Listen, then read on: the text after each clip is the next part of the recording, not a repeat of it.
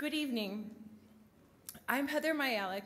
Thank you for being here tonight and allowing me the opportunity to tell you my story.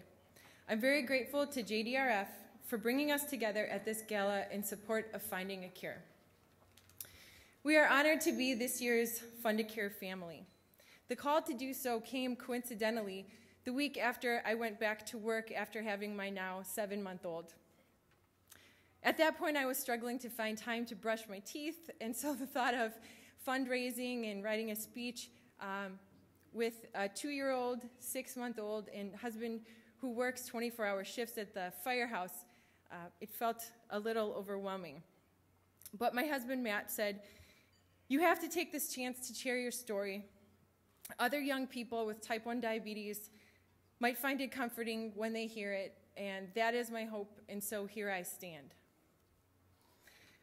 While I have the same disease as the children who are often featured at this event, my story looks quite different. My parents and school teachers didn't notice me getting sick or weakening.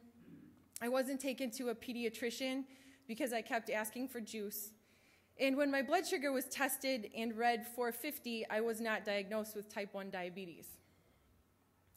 I was living by myself in a 1-bedroom apartment in the Old Town neighborhood of Chicago, loving my job as an academic advisor and enjoying city life with my friends.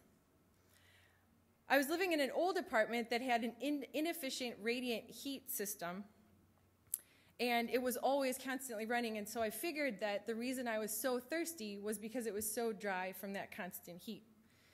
I began to stop at the store each morning before work, and first I'd get a bottle of water, then it was water and Gatorade, water, Gatorade, and vitamin water, and soon it was consuming 5 drinks on the 17-minute commute to work.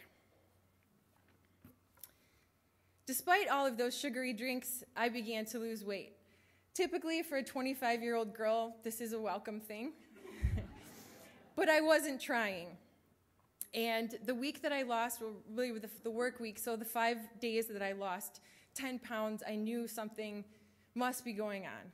So I made an appointment and had some tests done, and I called that weekend to talk to the doctor I had seen, and he casually said, "You have type 2 diabetes. I've called in an oral medication for you. We'll get you scheduled with an endocrinologist, begin that regimen."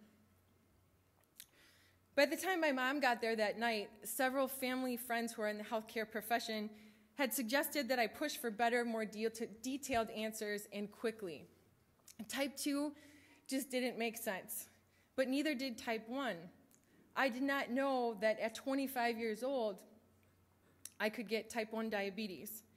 I quickly learned that I was wrong about that. By the end of the following week, when the oral medication I was taking had not touched my blood sugars, I saw an endocrinologist, and I was given a new diagnosis, and this time it was type 1 diabetes. From that moment on, every time I ate a carb for the rest of my life, I would have to take a dose of insulin. My hopes and dreams ran through my head. Would I be able to accomplish all that I had hoped for?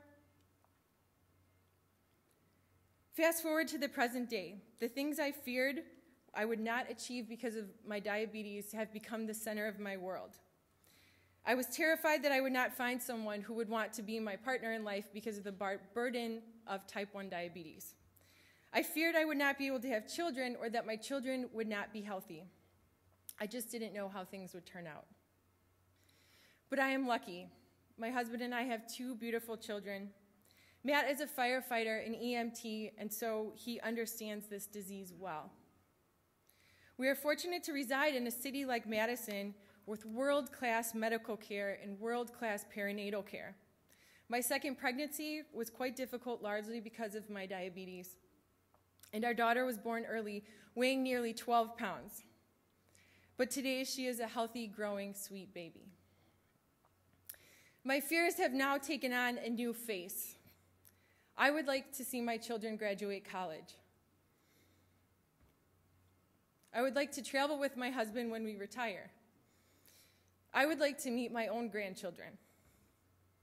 Since giving birth to our daughter 6 months ago, my blood sugars have been erratic as they've ever been. I'm in the process of getting an insulin pump to help regulate my blood sugar something that I've done with shots for the past decade.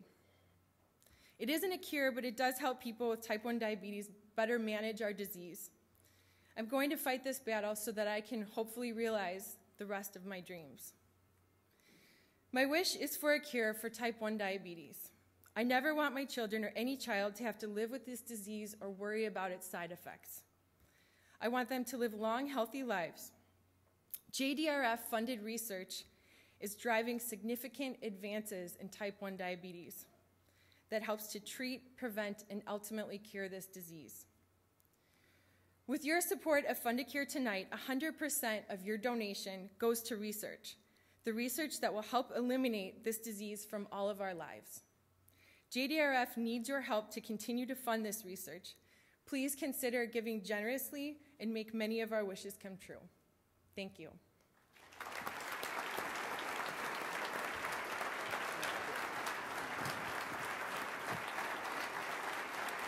Thank you, Heather, for sharing.